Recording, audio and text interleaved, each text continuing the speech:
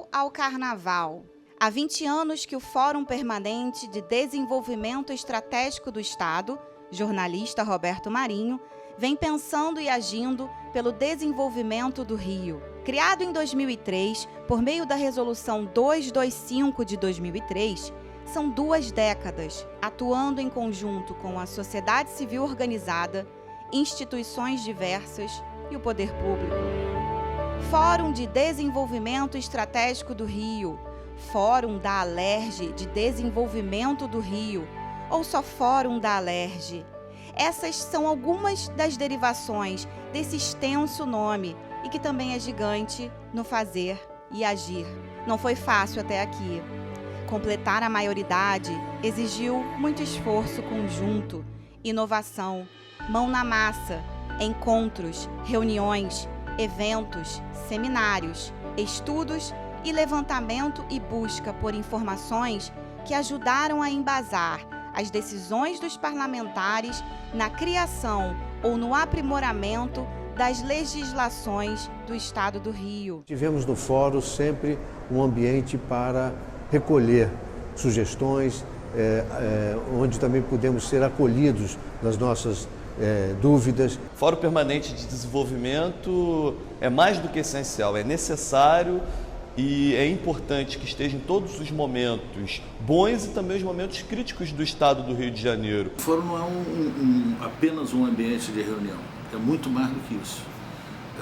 O fórum estabelece políticas públicas, estabelece estratégias para o desenvolvimento do Estado. É importante porque discute questões estratégicas para o futuro do nosso Estado. É um espaço fundamental onde a democracia é exercida na sua plenitude.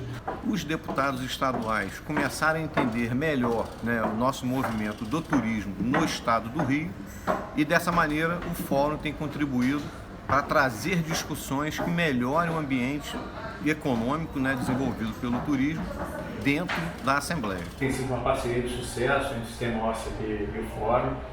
Temos conseguido efetivamente uma aproximação muito maior com as demais entidades do Sistema S. Isso é a oportunidade de discutir com todos os atores envolvidos no processo,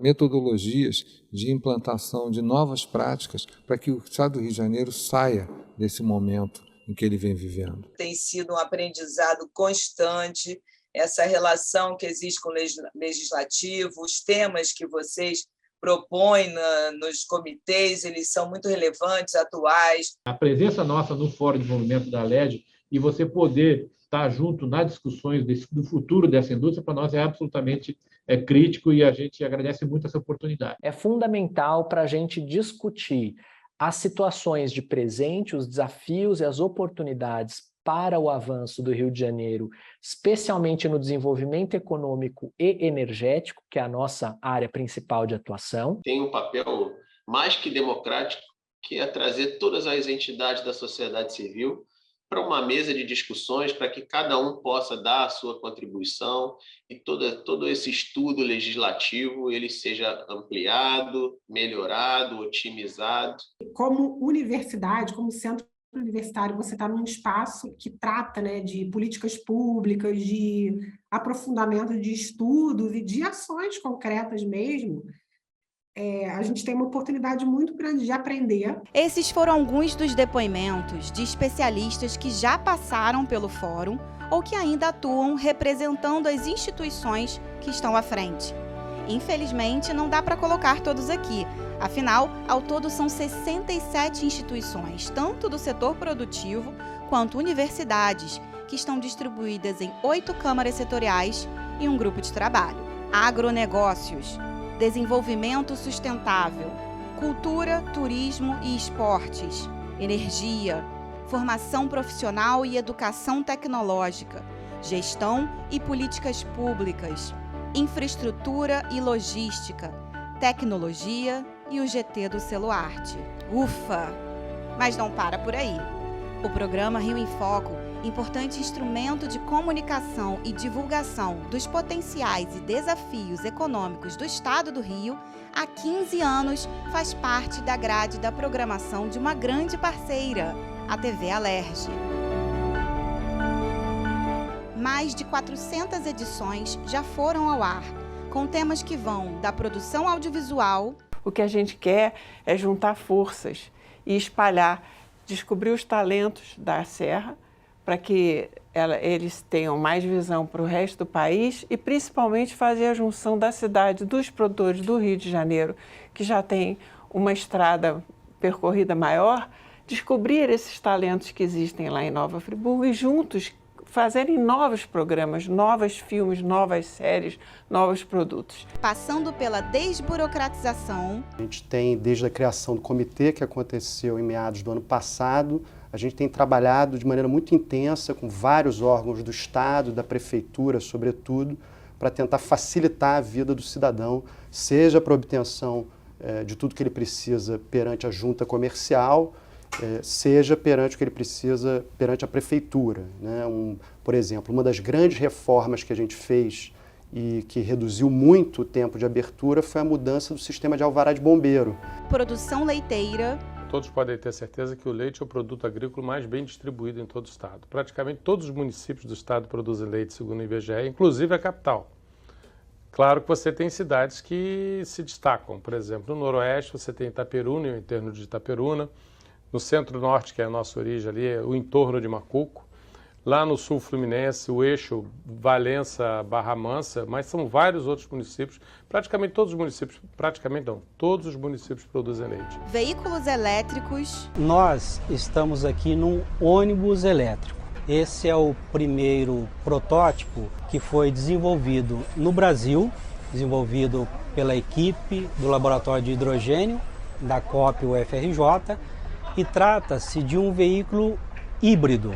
Ele é um ônibus elétrico híbrido a hidrogênio. Indicações geográficas de produtos típicos fluminenses. A indicação geográfica é uma coisa muito recente, né? Então isso aí, as primeiras foram obtidas no início do ano 2000. E a gente tem no Rio de Janeiro um trabalho que eu acho que é marcante, que é a cachaça de Paraty. A importância dos micro e pequenos negócios. No Brasil, nós estimamos que existam cerca de 20 milhões de empresas no Brasil, né, pelos CNPJs ativos, e mais de 90% dessas empresas podem ser classificadas como pequenos negócios, né? Elas representam cerca de 70% do emprego, 40% da massa salarial, que é muito importante, e aproximadamente 30% do produto interno bruto. E também a indústria criativa. Antes da pandemia, a gente vem sofrendo, por um lado, com as evoluções tecnológicas, né? Porque se por um lado elas são positivas, por outro, a gente tem toda uma adaptação, né, da indústria para essa, não só para a produção, mas a distribuição de conteúdos e mais ainda a rentabilização de conteúdos. Né?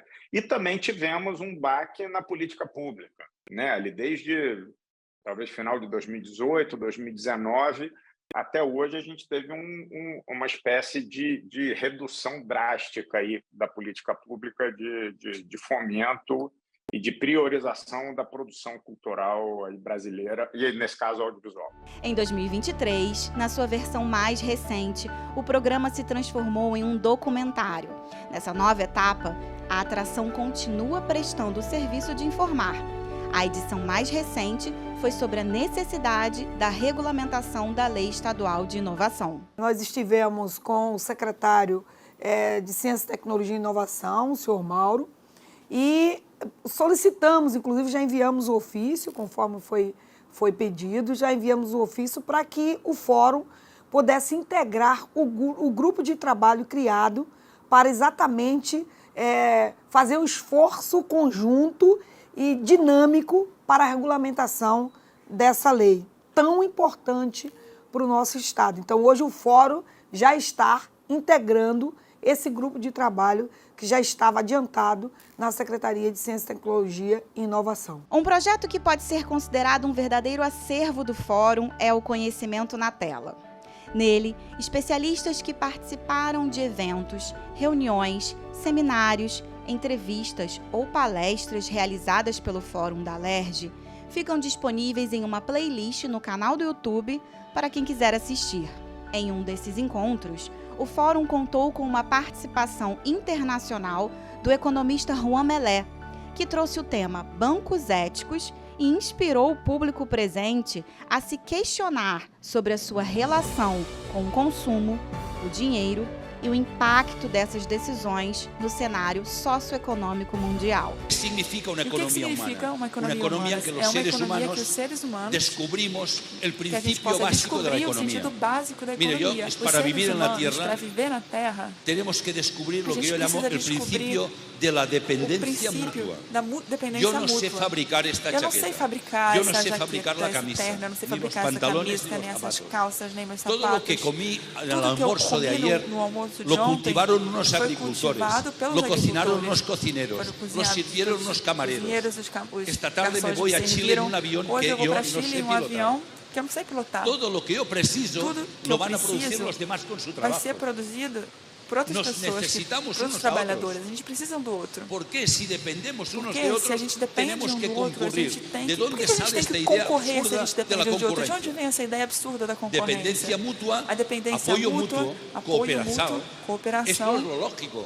Fórum Capacita. Criado em 2019, o projeto aproveita a expertise das instituições para o aperfeiçoamento dos agentes públicos. Até agora foram 9 edições e a participação de 365 gestores municipais, gerando oportunidades, conhecimento e formação. A edição que inaugurou essa iniciativa foi o Comunica Simples, que falou sobre a importância da clareza nos textos de utilidade pública, garantindo que as informações serão compreendidas por toda a sociedade, independentemente do grau de escolaridade. Vamos falar o que é a linguagem simples, linguagem clara, vamos também entender esses dois termos, né, que é tudo a mesma coisa.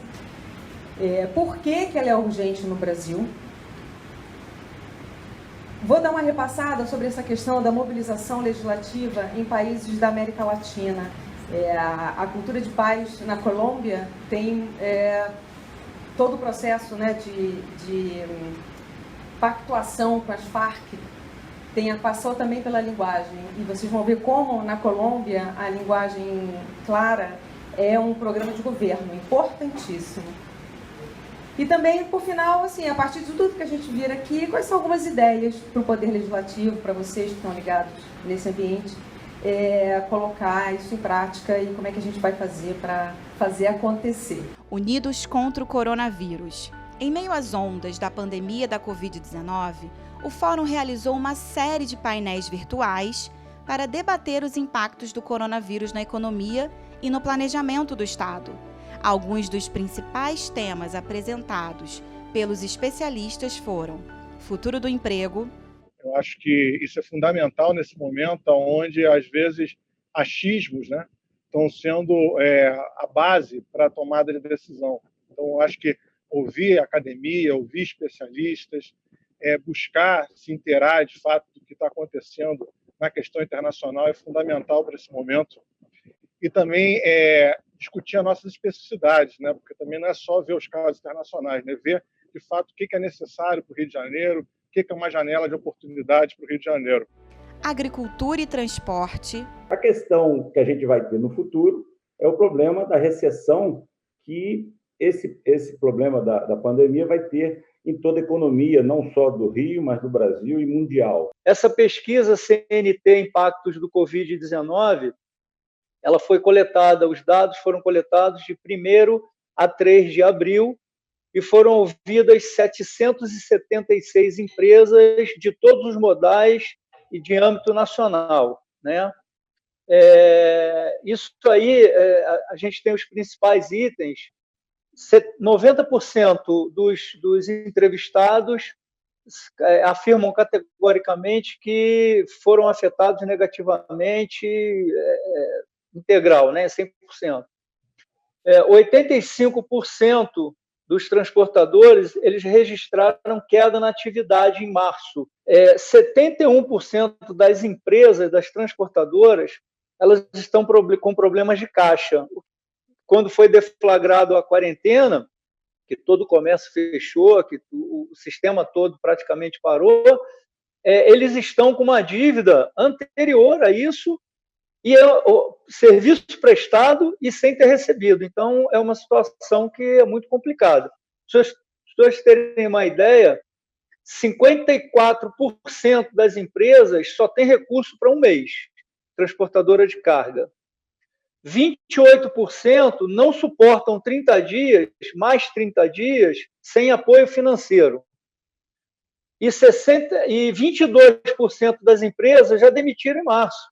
Elas não têm condições de nem segurar um mês. Então, veja que a situação é bastante crítica do transporte rodoviário de cargas. Óleo e gás. Logicamente, como um todo, todas as economias pararam, lockdowns, parada de atividade, parada de viagens, as pessoas pararam de se movimentar, transporte público, tudo parou. Então, existia uma projeção inicialmente que o PIB global ia crescer algo em torno de 3% antes da crise, 2,5%, 3%. Pós-crise, hoje, existem projeções que dão conta de uma retração de 2,5% a 3%. E o Brasil, ele se inclui dentro desse ambiente. Nós vínhamos tentando, aí, buscando uma recuperação, um crescimento econômico no ano de 2020, e as projeções indicavam aí no começo do ano já algo em torno de 2% de crescimento, e a gente vê que o impacto da crise, hoje as projeções dão conta de uma retração na economia brasileira da ordem de 4% a 5%. Turismo. Nós começamos 2020 com muito otimismo, com um movimento grande, né, nos hotéis, e acho que todo o setor do turismo sentiu. Acho que começava um ano fantástico, né, como muito melhor que os anos retrasados, anteriores. E de repente, né, depois do carnaval, parece que tudo parou. Recebemos muitíssimos cancelamentos de reservas, muitas reservas foram canceladas, e de repente, do nada, nossos quartos ficaram vazios. Então, inicialmente foi todo aquele descontrole, aquele não saber como proceder. Então, alguns hotéis, vários hotéis, né? A maioria dos hotéis fecharam, encerraram atividades temporalmente.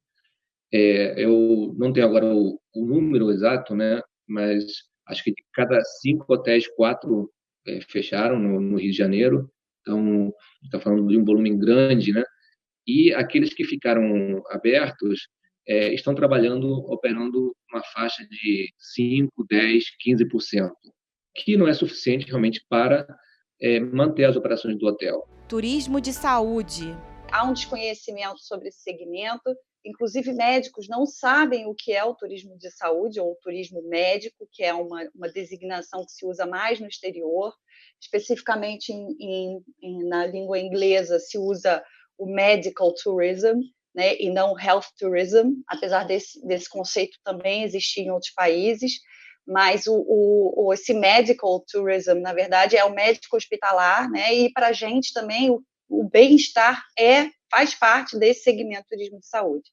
Então, dentro desses dois nichos, existem oportunidades muito diferentes e existem também desafios muito diferentes. Então, destrinchando isso, né? Vamos colocar aqui na balança o que nós temos de turismo médico hospitalar e o que a gente tem de turismo de bem-estar. Os dois precisam ser levados com a mesma seriedade e o mesmo comprometimento para que todo projeto ou estratégia que seja definido consiga ter o seu êxito, né, o êxito proposto. Então, aqui, quando a gente fala em turismo médico, a gente percebe que existem cirurgias eletivas que estão talvez no topo aí. Quando a gente fala cirurgia eletiva, a gente fala sobre também cirurgias ortopédicas, mas a gente pode colocar aí também a cirurgia estética, né? A cirurgia plástica, que é tão valorizada no Brasil e talvez seja nossa âncora. Transformação digital. Nós trabalhamos em 3 eixos principais, que é cultura de inovação, e aqui é tentando trazer para esse servidor público quais as habilidades que o mundo de hoje espera dele. A gente trabalha até forte nisso com a Escola de Gestão Pública, atualizando as trilhas de capacitação, trazendo os temas mais atuais para que seja realmente inserido novas habilidades dentro da gestão pública, e também programas de inovação, até para essa terceira onda que a gente acredita aí que a gente vai passar depois do Covid, a gente quer lançar um programa de inovação aberta para a retomada da economia. Comércio e serviços. Você está falando que está girando a 1/3 da economia. Então, assim, a gente fazendo algumas extrapolações e alguma projeção, né? Então, você está falando, e aí falando de comércio e serviços, você está falando em torno de uma perda de 30 bilhões em 30 dias. Então, você fala em 6% no mês. Então, pensando numa queda no trimestre de 10%, não é exagero. Saneamento. Nós temos que buscar, para resolver o problema, soluções sustentáveis. E eu queria aproveitar aí que nós estamos agora nesse problema aí da pandemia do coronavírus, como tivemos recentemente com o problema da crise hídrica aqui na região metropolitana, para expor exatamente o ponto de vista meu, né, que eu tenho questionado várias vezes essa divulgação de que o problema do planeta é o aquecimento global, são as mudanças climáticas, que é um problemão, mas não é o principal. O principal problema do planeta é esse aqui, olha. Está faltando sustentabilidade do homem para o planeta, e a gente viu bem claro com essas recentes crises que, obviamente, quando você é sustentável, automaticamente você vai combater o aquecimento global e as mudanças climáticas. Segurança de dados. O que a gente vê muito, né, no setor público ou privado é a utilização de muitos softwares proprietários, que softwares que possuem falhas de segurança, como o Zoom, que já teve vazamento de mais de 500 mil dados de usuários na internet, e o WhatsApp também, que foi citado durante a live como uma solução para a comunicação, mas é bom evitar para não misturar muito a questão da conversa pessoal com a conversa de trabalho, mas o WhatsApp ele também já passou por falhas de segurança, inclusive, acho que no finalzinho do ano, no começo desse ano, teve uma falha bem crítica, né, que era uma brecha de segurança no WhatsApp que possibilitava que invasores pudessem ter acesso total ao celular das pessoas. Então, ferramentas de software proprietário colocam totalmente em risco os dados de uma empresa, porque são softwares que não podem ser facilmente auditados. E é praticamente impossível a gente fazer uma auditoria mais a fundo para garantir que alguma empresa como Facebook, Microsoft ou Google estejam utilizando esses dados para outras finalidades, como nós já vimos em diversas reportagens, realmente estão utilizando para outras finalidades, né? E inovação. Falar de inovação aberta e não falar de compras públicas, não falar de contratação, não falar de legislação, a gente perde muito tempo e a gente perde muito esforço e a gente acaba só falando de fomento e só jogando algo para cima que a gente não vai ter resultado muito claro no final. E isso eu falo de experiência própria do que a gente já passou nos outros anos, como tocando inovação aberta também no Espírito Santo.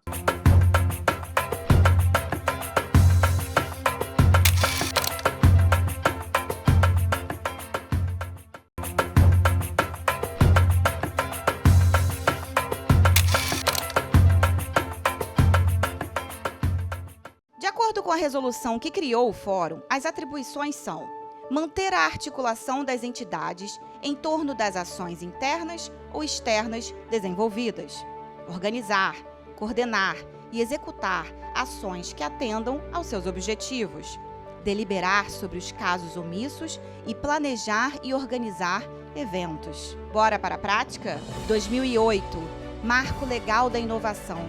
Aqui começam as discussões em torno da lei que cria o Sistema Estadual de Ciência, Tecnologia e Inovação do Estado do Rio, atual Lei 9.809 de 2022. 2011, Carta de Serviços ao Cidadão, Lei 6.052 de 2011, que simplifica o atendimento ao público, ratifica a dispensa de reconhecimento e autenticação de documentos produzidos no Brasil. 2017, exclusão do setor de lácteos do Fundo Estadual de Equilíbrio Fiscal, o FEF, Lei 7.593 de 2017. 2018, Plano de Logística Sustentável.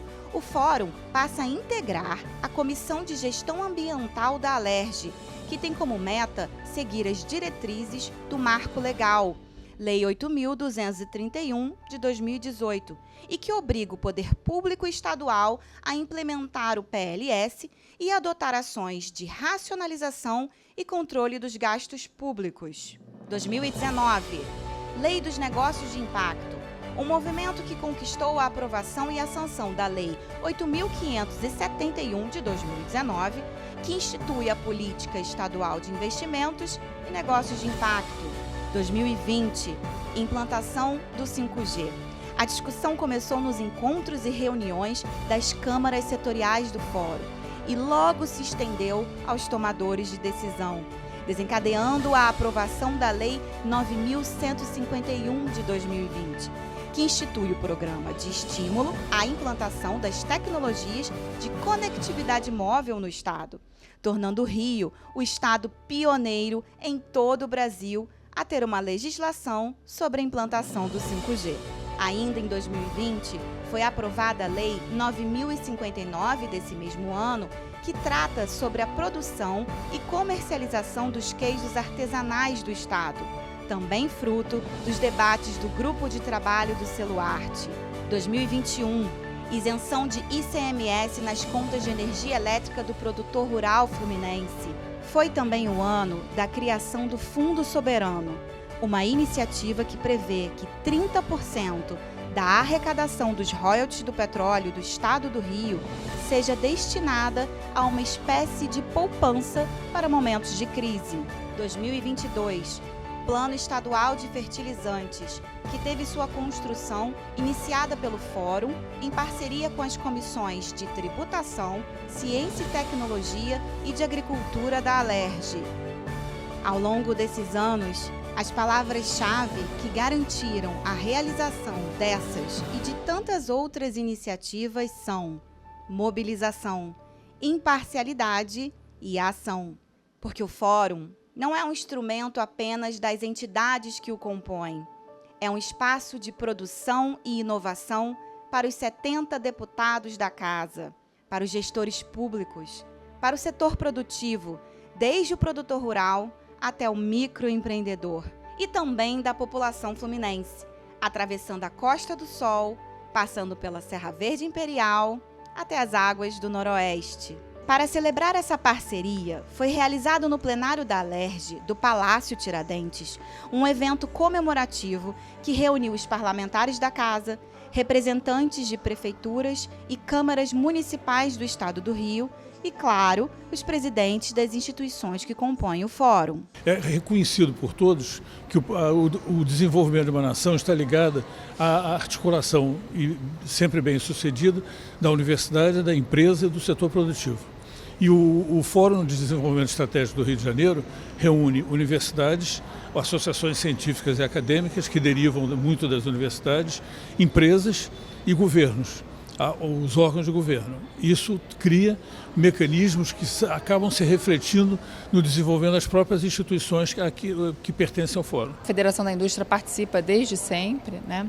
E várias políticas importantes já foram discutidas aqui, né? Eu acho que congregar a sociedade civil, entidades empresariais, o setor produtivo, universidade, governo, é o melhor formato, né? Uma cooperação de todos, o olhar de todos sobre o impacto de determinado ato normativo, né, para os setores. Eu acredito que esse canal de comunicação tão próximo e ainda por cima temático, visando aí estratégias e projetos bastante específicos, eles têm uma vocação para contribuir muito favoravelmente para o desenvolvimento do Rio de Janeiro e, no nosso caso, que somos instituições de ensino, abrir oportunidades para os estudantes trabalharem em projetos, se aproximarem do setor público, conhecerem um pouco melhor como funciona essa casa. Para a gente que trabalha em turismo, né, no interior do estado do Rio, no Rio de Janeiro inteiro, o Fórum é o nosso grande link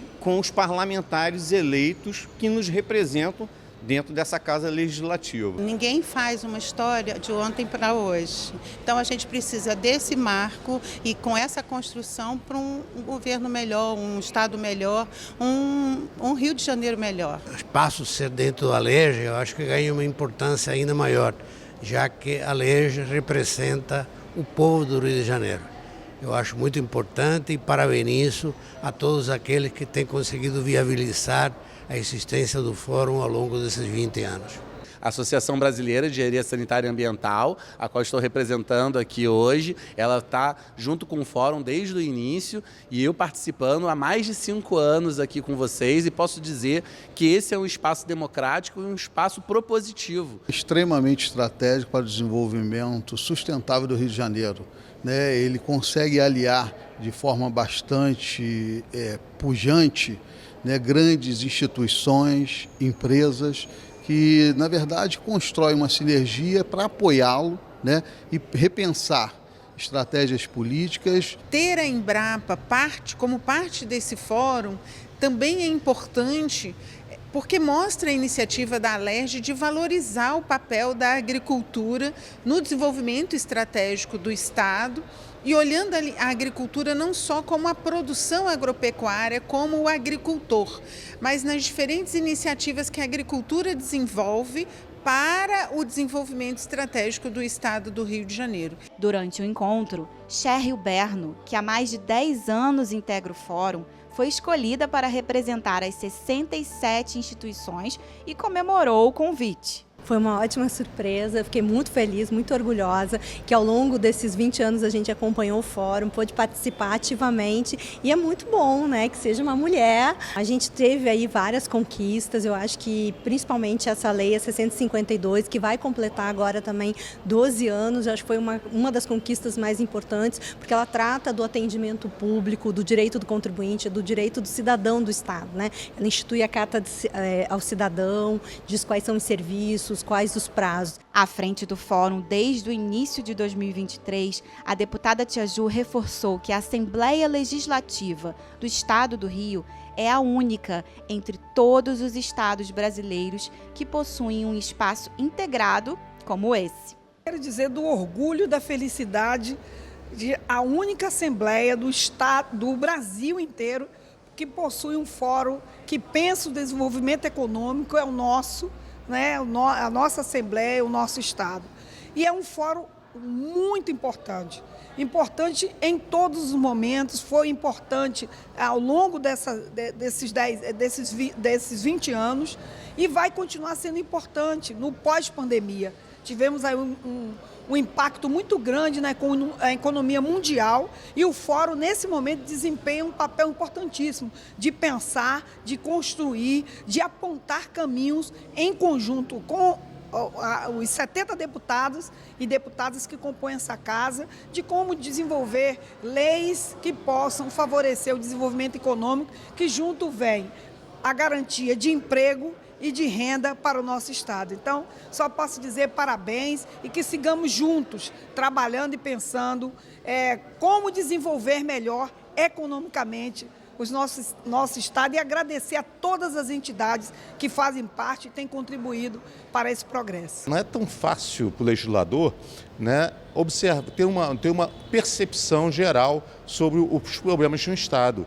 O fórum auxilia essa percepção, ajuda a construir políticas públicas. E por ele ter essa função, eu diria assim, esse conceito, ele é um portal de realidade. Ele mostra o que o Rio está precisando, o que o Rio está passando e o que é necessário para que a gente consiga caminhar cada vez visando, obviamente, a melhoria do Estado.